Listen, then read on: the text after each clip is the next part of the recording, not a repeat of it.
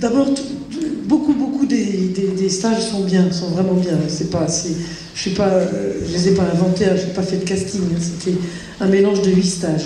Maintenant, sur la diffusion, ça pose aussi le problème du financement de ce film. On aurait adoré on a quand même toujours considéré que ça serait un film de cinéma, parce que c'est une démarche cinématographique, c'est une écriture, c'est une vision du monde.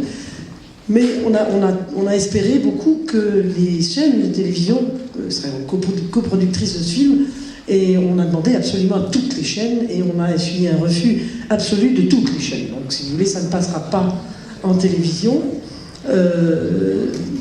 Ça ne passera pas en télévision, et même le CNC, Centre National du Cinéma, qui est financé par notre argent, par l'argent des salles, du public, etc., qui est de l'argent public, nous a refusé l'avance sur recette avant et l'avance sur recette après réalisation, au prétexte que c'était un film trop pro-sécurité routière, que c'était pas assez rebelle. Voilà.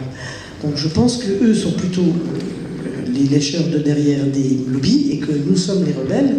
Donc voilà, ça veut dire que ce film sera diffusé en salle, ce qui, pour moi, la salle, c'est mon espace naturel, c'est chez moi, c'est ma vie, les salles de cinéma.